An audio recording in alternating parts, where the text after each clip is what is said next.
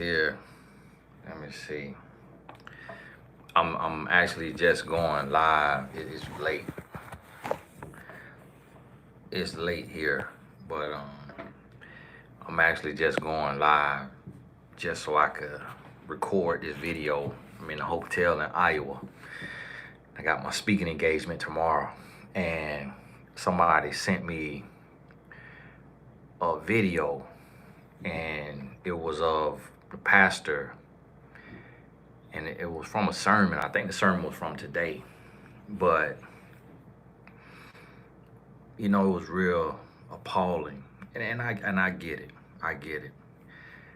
I get it from the sense of when you have a following and you have a brand and you have a platform, you could get to the place to where you kind of got to keep one up in yourself. You got to keep one up in yourself.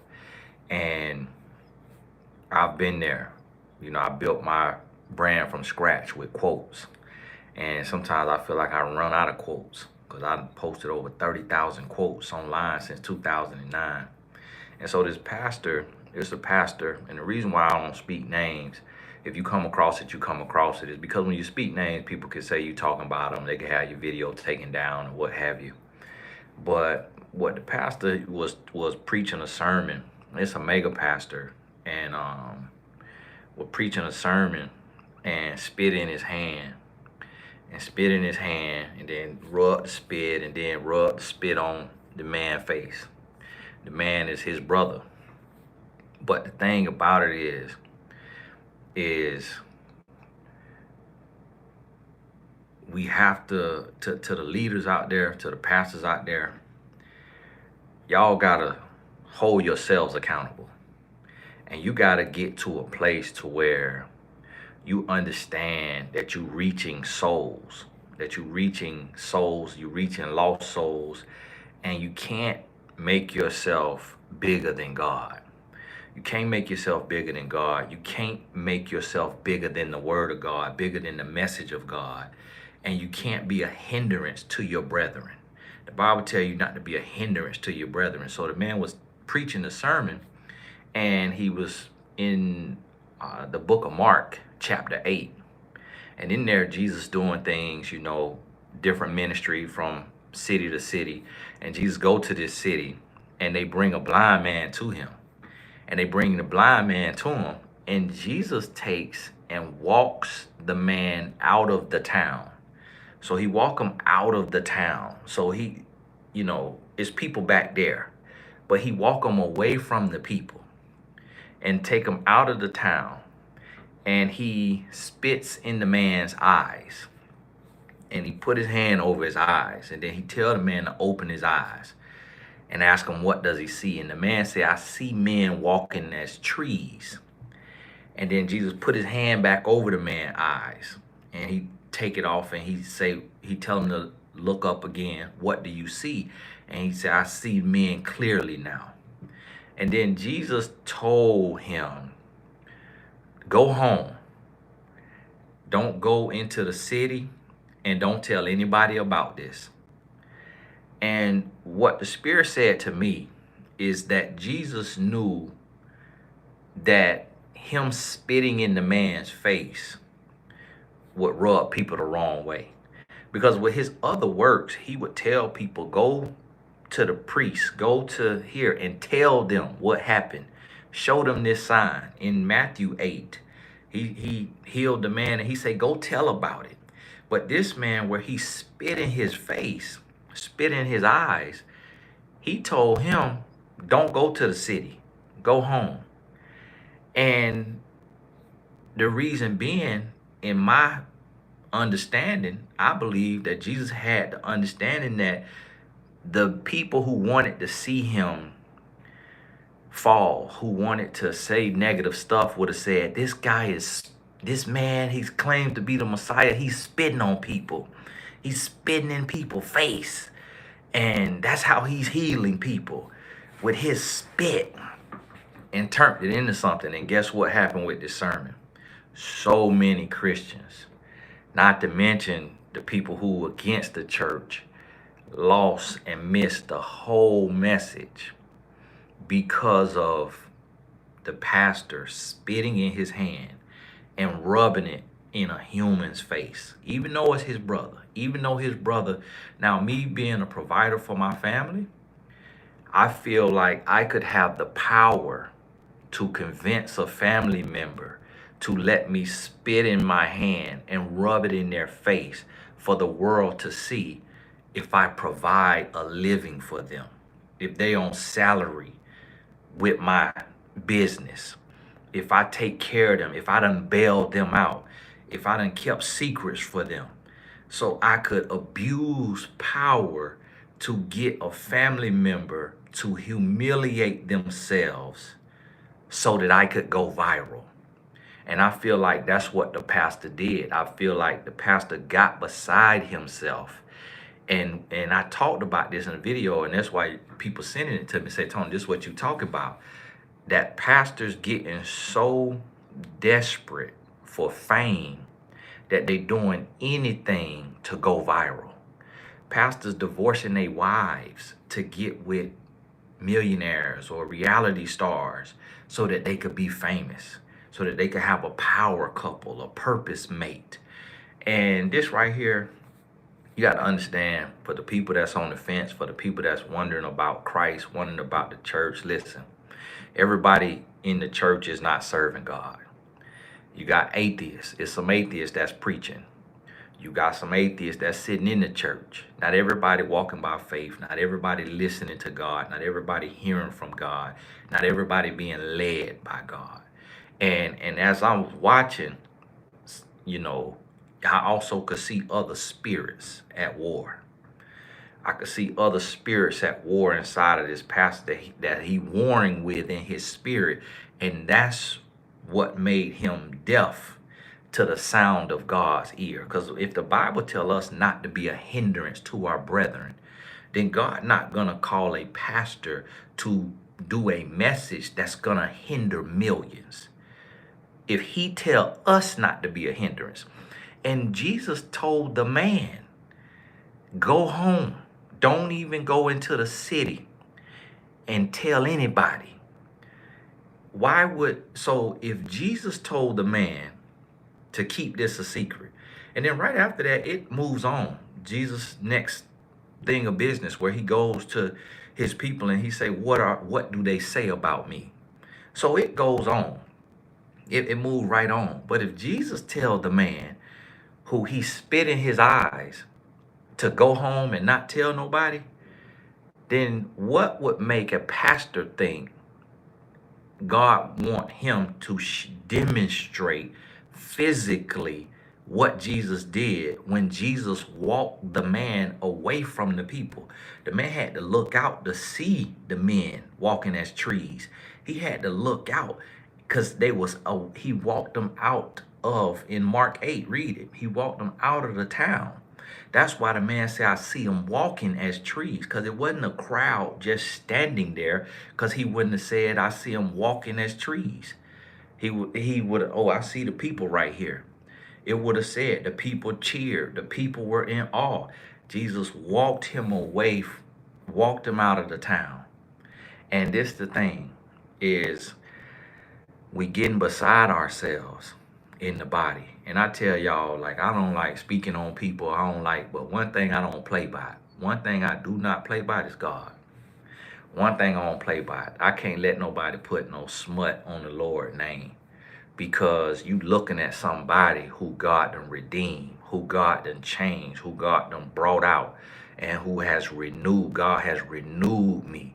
I don't play by God, and I don't play about people, pastors and whoever misleading people when it comes to the name of God. And so what this pastor did, spitting in his hand, rubbing it in the man's face, for one, is humiliating to that man. Two, is humiliating to the black race. Three, it's the God don't need us to create reenactments of what Jesus did for people to get the message. And then it's something my daddy taught me when I wrote my first book at 22 years old. Understand, I'm 37 today. My daddy, he said to me, he said, son, you can teach a lesson, without telling people business, because it was family business I put in there. He said you could say the same thing without telling people business. And what that said to me is the pastor could have spit in his hand and just let the spit there and just held it in his hand while he continued to talk about it. The pastor could have had the mannequin head that women have when they put their wigs on, put that wig on that mannequin head. He could have had the mannequin head and took that spit and rubbed it in the mannequin eyes. The pastor could have, fake spit. I do that sometimes when I'm faking and and you blow air. Could have fake spit and then wiped it on his brother's face with the fake spit. He spit, real spit. You see it come out his hand, out his mouth, go into his hand. Then he holding it, he talking, and then he rubbing it, then he rub it in there, and you could see his mucus, because you could see the mucus pile up right there on his brother's face. And then, as if that wasn't enough, he left his brother standing there, humiliated. Brother gonna say he ain't. Of course the brother agreed to it. Of course he gonna say it didn't humiliate him. Of course he gonna say it didn't bother him.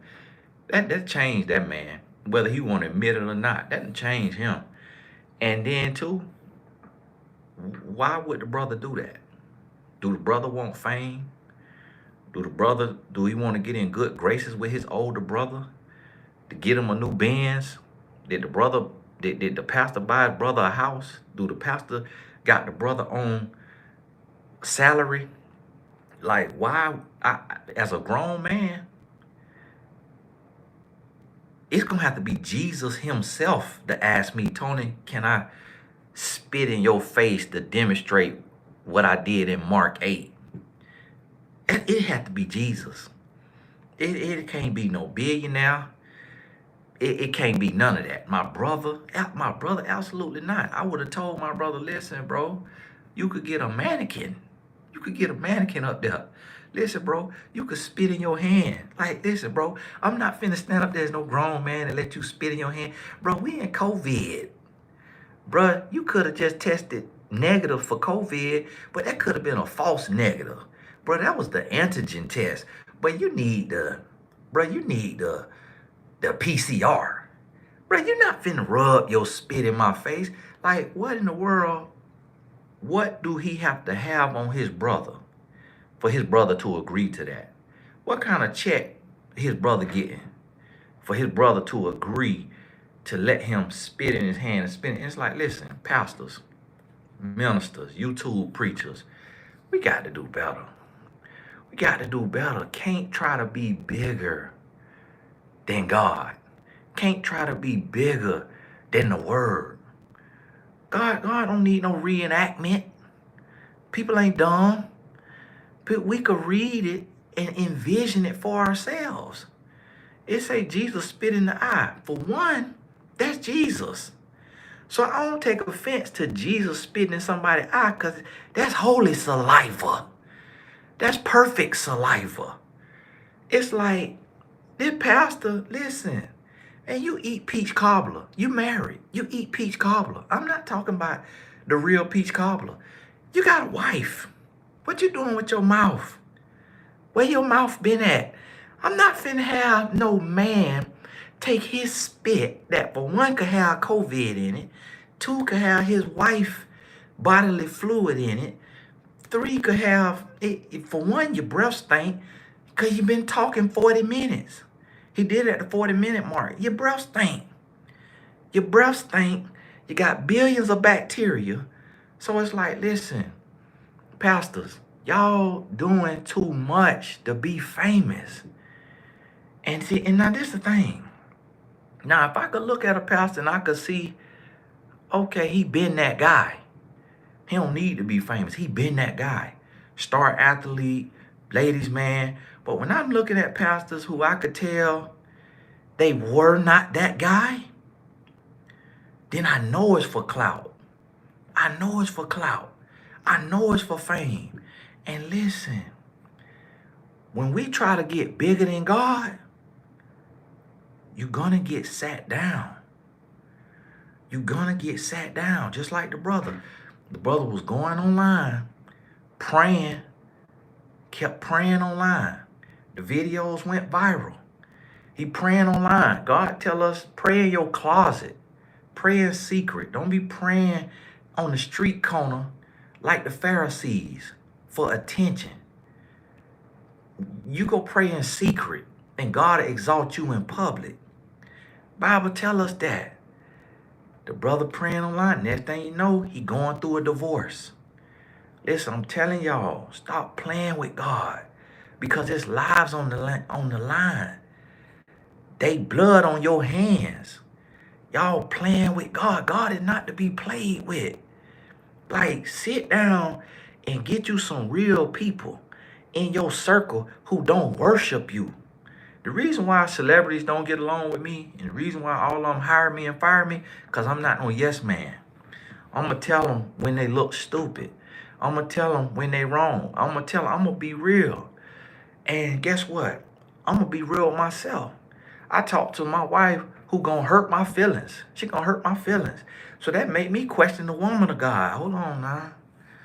You done got that many Louis Vuitton and Chanel purses that you couldn't see that this was a bad idea? For your husband to spit in his hands and rub the spit in his brother's face in front of the world, knowing that we already under spiritual attack, knowing that we got rappers and everybody who leaving Christianity, going to Islam, leaving Christianity, becoming atheists. They hate pastors. We got so many pastors that's getting divorces to marry a woman with a Jezebel spirit. We got so many pastors that's cheating on their wife, that's cheating with strippers, that got illegitimate, kids out of wedlock while they standing in the pulpit. We got so many pastors doing wrong. We can't afford to have more foolishness from y'all pastors. It's like, listen, bruh, if you want to spit in your hand and rub it in somebody's face, for one, that's humiliating. Two, that is disgusting. That's nasty. Three, you're not Jesus. Jesus' spit is essentially holy water. So it's like, okay, if you a pastor and your spit can heal the blind, okay, then you get the spit. You get the spit. But if your spit have no effectiveness, your spit have no fervor, your brother not blind, and you just spitting just to be spitting, just to be provocative, just to go viral, man, that's sin. That's sin. That's pride. That's arrogance. That's sin. And it's like in the book of Acts, we got to call each other out. We got to call each other out. And we all going to misinterpret the scripture. We all going to be wrong. But listen, some stuff just got to make sense. God going to do things decent and in order. God going to do things in a way because he tell us to be wise as a serpent. So he not going to give us a sermon that's finna be ignorant. That's finna have somebody like me who don't like speaking on people, who don't like speaking names, to get on live at midnight. God ain't finna give you no sermon that finna disrupt my spirit. And I could be in here cheating on my wife or doing something. So if God got me living holy, guess what? He gonna give me wisdom. He gonna give me knowledge. He gonna give me discretion. And what he gonna give me too is a righteous indignation when my brothers in the body getting beside themselves because they want to go viral. And this is the thing, we got to do better. And see, I'm gonna tell you, the reason why I don't want to go viral. That's why I ain't put the brother name in the title, so that my video will come up when people search his name. I ain't put the brother name in my title, but this talking to the people who saw that. And I'm letting you know, I don't believe God in that. Yeah, it's a message and all of that. It's a message around it, but like the Bible say, don't be a hindrance to your brethren.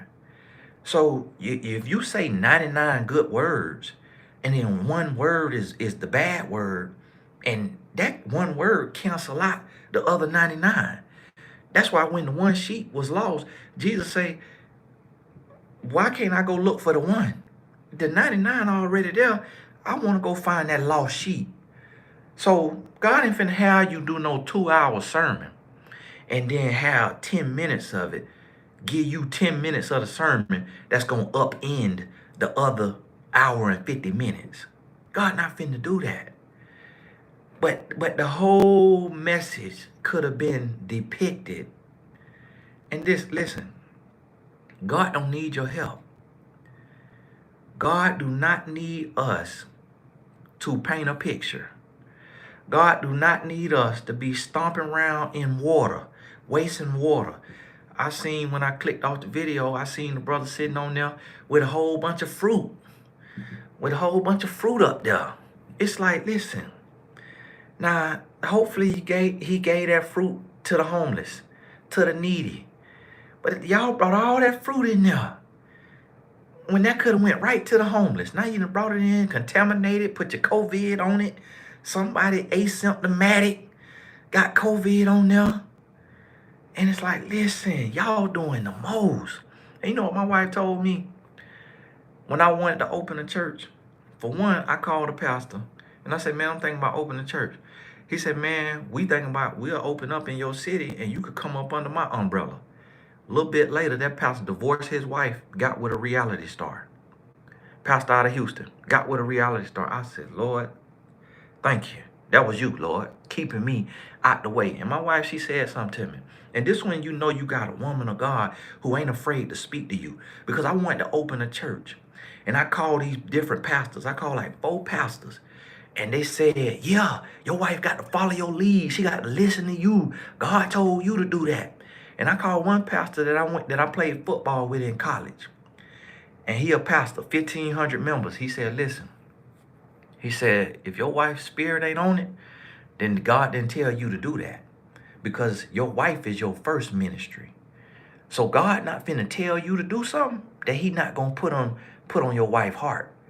Because your wife is your first ministry. He said, yeah, I pastor, but the church know my wife is my first ministry. My kids is my second ministry. And then come the church. Because if a man can't take care of his own home, God not going to put him over his home. God not going to raise up a man that can't take care of home. See, it's men and women raising themselves up. And so when I got ready to open the church, my wife, she said, listen, God didn't call you but be behind 4 walls. God called you to bring the same kind of word, but outside of the church.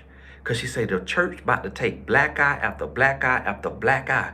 Because you know the men that's standing up there for clout. They standing up there for money. They standing up there for fame. So people about to turn their back on the church. And God gonna need people that's outside of the church that love him and serve him and represent him. Because people about to walk out of the church because the devil raising up too many false preachers. And now here this brother go up there spitting in his hand, rubbing it in his brother's face, to paint a picture that don't nobody need painted. I sent it to my daddy, because my daddy was a pastor. And I say, Daddy, watch this. Go to minute 40. My daddy say, after that second, he did like that. He said, after that second, he said, I couldn't watch it no more. He said, son, you're going to have to tell me what happened. He said, I couldn't watch it no more. So God not finna give you no message that people who know God, love God, and serve God can't even watch. God ain't finna give you that message because it have no effect. If the people can't receive it, then it has no effect. And you can't tell me that somebody who read their Bible, who love the Lord, who will be offended by that message. You can't tell me somebody in the world ain't going to be offended by it. But see, the problem is we got men and women putting themselves in front of God. We got men and women positioning themselves to be God. We got men and women trying to intercept the praise that is for God. They telling people to shout and say amen, but they intercepting it before it even get out the building. Give me this amen. Give me that praise. And the Lord grabbing my tongue right now. He's saying, Tony, stay in line now. Don't say what your flesh want to say.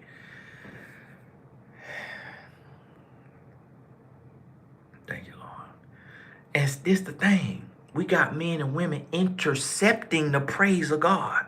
We got men and women want to be bigger than God, want to be famous. Pastors want to be famous. Pastors doing reality shows, talking about the preachers. And then look at the preachers. One of them embezzling. Another one sleeping with a stripper. Illegitimate child. Another one get caught cheating on his wife. Because God ain't about fame. It ain't about fame. Like, I come on here, don't even want no following. Didn't even want no following. That's why if you notice on my video, you never see me say, hit the like and subscribe. You never hear me say, hit the like and subscribe. When you look at my video, 90% of them don't have nothing in the description box. Don't have nothing in the keyword. Because I'm saying, God, I'm not trying to game the system. Don't have custom thumbnails, 90%. Because I'm saying, God, I'm not trying to game the system for fame. I want the video to be for who it's for. And I know you're going to send it. You're going to get it to who it's supposed to get to. But see, we got these pastors today that was not that guy. And now they want to be famous. Now they want to be rich. Now they want to be known. And the thing about it is the devil raising these pastors up. Or God raised them up and then the devil intercept them and steal them. But if God raised you up, he going to give you the tools to stay in line, to stay on track. And he going to have a woman beside you that's going to hold you accountable. That's going to check you. I sent it to my wife to look at. I'm finna see what she said. I sent it to my mentee. He a few rooms down. He said, man, this crazy. He said, man, I can't believe this. He said, bro, we got to pray. Because that's appalling to see what the pastor did. Spit in his hand. I mean, hawking loogie. And then when he wiped it on the man's face, I seen a thick white thing right here. Like the mucus form. And like, bro, if you want to do that, look what I could do. Nothing in my hand. I spit air. So if I want to get a message across, if I want to paint a picture, boom, I got to spit air. I'm going to take it and rub it in my brother's face. I'm not finna literally humiliate him. Let me tell you, I would rather you shoot me than to spit in my face. To spit in somebody's face is the most disrespectful. That let me know this brother ain't never been in the streets. That's why that's why you see thugs, when they really want to disrespect somebody, they hawk a loogie and they spit in their face. Or they'll backhand slap them. They don't even shoot them. They don't punch them. They spit in their face or they back. Because those are the two most disrespectful things you could do. So this man spit in his hand. And he gonna say, this my little brother. And he could have stopped me. So now he emasculating the man. Saying he didn't have to do this. He could have stopped me. He bigger than me. So now that's taking this here spirit. And now it's emasculating this man who is big and look like he could be strong. But what does that, see, if we want to be so into imagery, we got to think about what does the imagery say when we take a large black man and we have another black man spit in his hand and rub it in the face of another black man. So now the police saying, that's why I kill y'all in the street, because y'all don't even respect each other. For the sake of a sermon that did not need that kind of description, you finna take and rub your spit. So guess what? The racist police, what they finna start doing, when they put their knee on the back of the black man, they finna start spitting on him and saying it's an accident, saying, oh, my mouth was open. Oh, I'm sorry. I had my mouth open. Sorry, I was just feeling a little sick. See, we want to think about imagery. We want to think about a message. The message bigger than showing what Jesus did. Okay, all right. You want to show what Jesus did. You want to show that you called by God. You want to show that you anointed. Okay, heal somebody then. Heal somebody. Call you somebody up there blind and lay hands on that blind person and then tell that blind person, tell you what they see if you want to depict what Jesus did.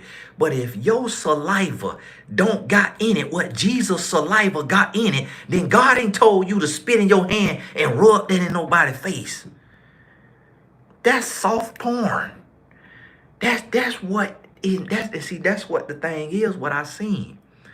I saw a spirit of perversion.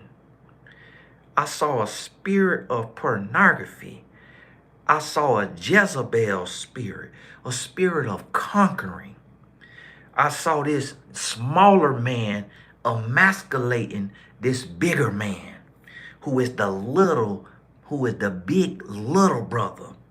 But see, little brother probably ain't got the money of big brother. Ain't got the clout of big brother. So little brother say, let me be of purpose. Let me be of service. And let me stand up here and get my face spit in. So that I could serve little bruh. So that if little bruh feeling frisky one day, he could buy me a Benz. And big bro gonna get reminded about that humiliation. Oh, you can't help me? Man, I got on stage and let you spit in my face and then tested positive for COVID the next day. And you can't help me pay the car note. You can't help me with the mortgage, bro. I thought I did it. Man, I'm finna expose you. Come on now. It's more. And see, this the thing. The devil could see that. So it ain't just the child of God that's seeing it. The people who atheists could see it. The people who on the fence. So here goes somebody who weak in their faith. Somebody who weak in their faith. Somebody that was their first sermon. And they see the pastor got the unmitigated gall. I don't even know what that means. Sound good right there. Got the unmitigated gall to, and then not just let a little saliva, but the pastor said,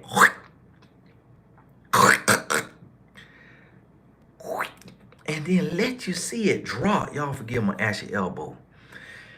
And then gonna take that and then hold it. So now I see a spirit of nasty. I see a spirit of uncleanliness. I see a spirit of you miss showers. Man, we all miss showers, but don't show me the spirit. Because now I don't want to shake your hand.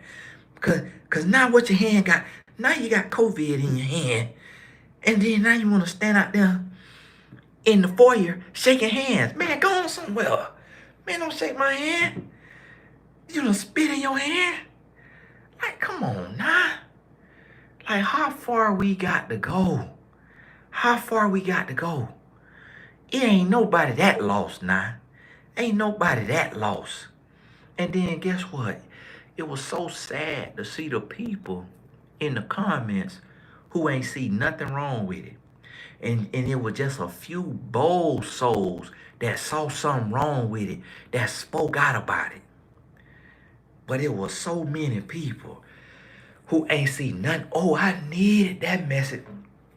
I bet they didn't even watch it till the 40-minute mark. They didn't even know what happened. They were there 15, 20 minutes. Got the message and were gonna comment it before they even seen that. It's like, come on now. So what that say to me? It says arrogance. It says ego tripping. It says power tripping. Because even if you want to preach a sermon, if your heart is in the right place, you cannot bring yourself to spit in your hand. I'm a minister who don't have a church.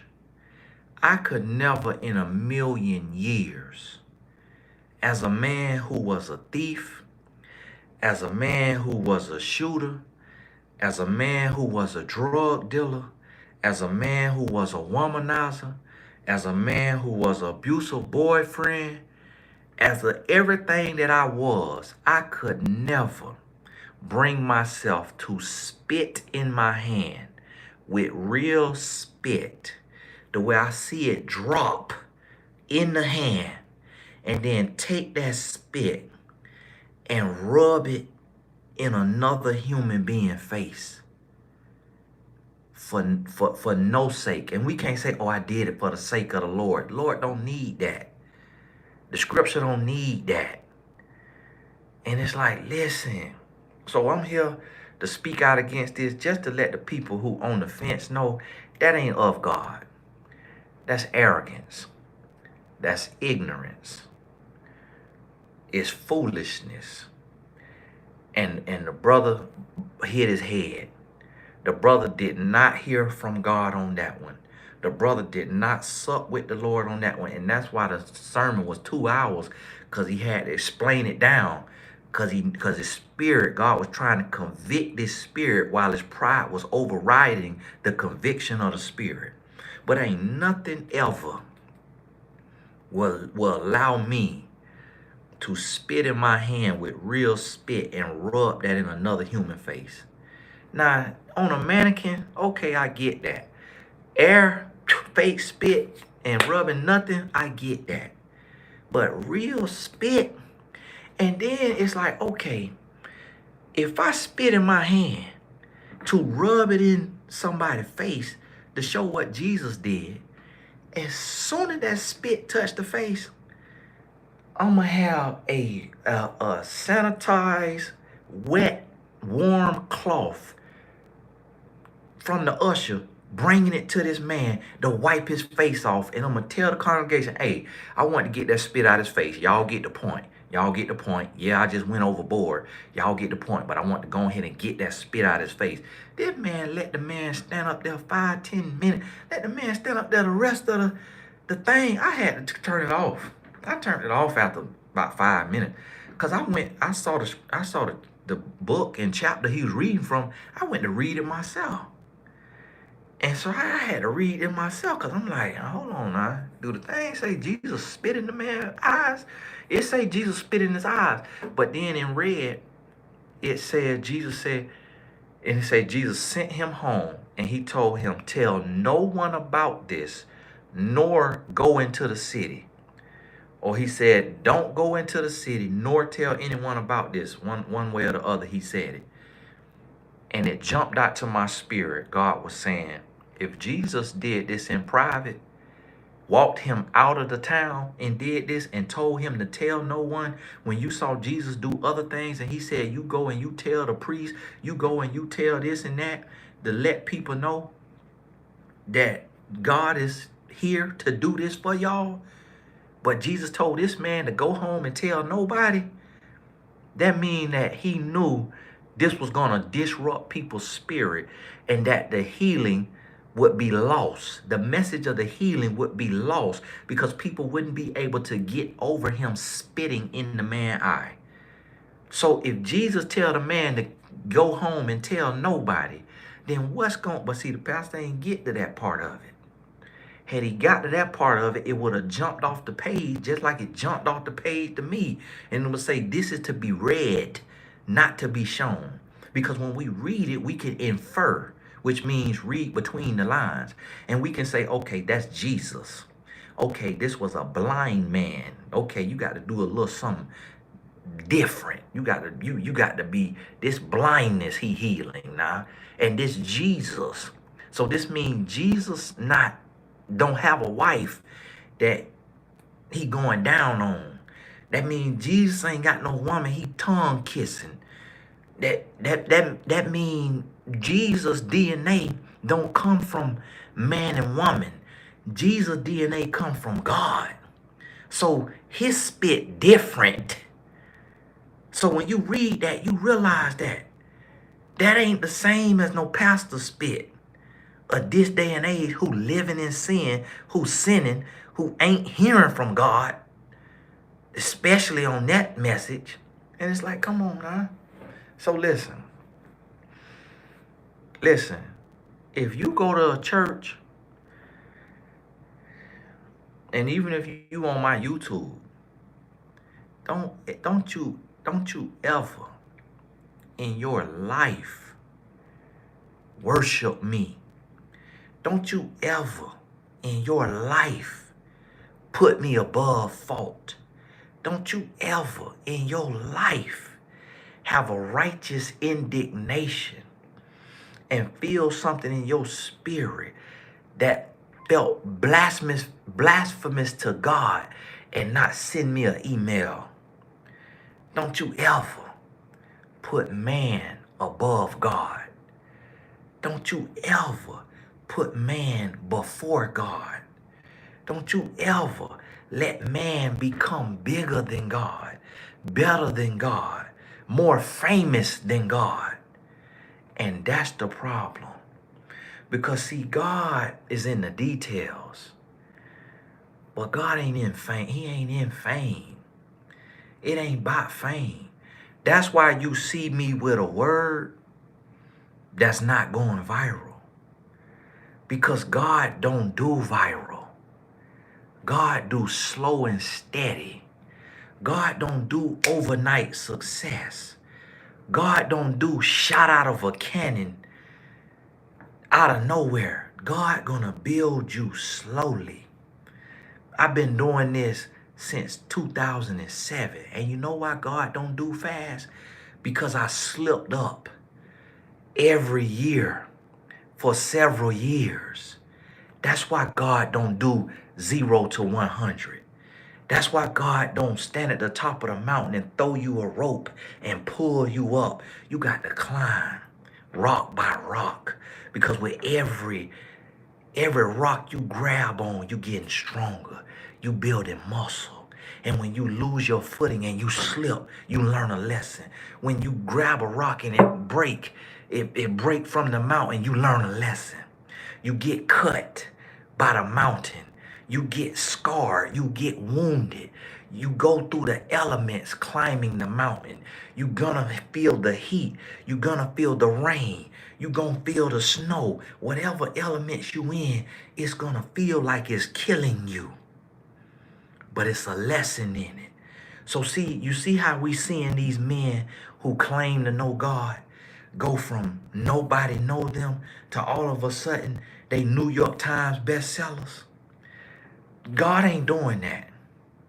Because God don't move like that. Because God know we human. And God know humans err. God know humans could be prideful.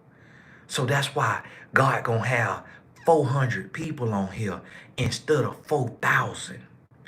Because everybody not called. Many are called, but few are chosen. That's why 40,000 ain't gonna be on here like when a rapper who worship the devil go live. Because it ain't for everybody. It's for one at a time. And each one teach one and reach one and share it. It's organic growth. It ain't no stamps. It ain't no celebrity stamps. It ain't none of that. So listen, some of y'all watching this, go to the pastor church. Let the pastor know, listen, God don't need that. God don't need you to appall people God don't need shock value. God don't need virality. God don't need TikTok and Reels and all that to go viral. God needs you to read the word, to say what the word said, and let the word stand on it. God don't need you to get in the way of his word with your man-made depictions that cannot duplicate, cannot replicate, cannot emulate the demonstration of Jesus Christ. We don't need what Jesus did to be emulated in a sermon without its effectiveness. If God gave you the ability to spit in your hand and rub it in another man's face, and that man be blind and then see, then do what Jesus did. But if your spit can't do that, then you just humiliating and embarrassing the body of Christ. And that's what got to be said.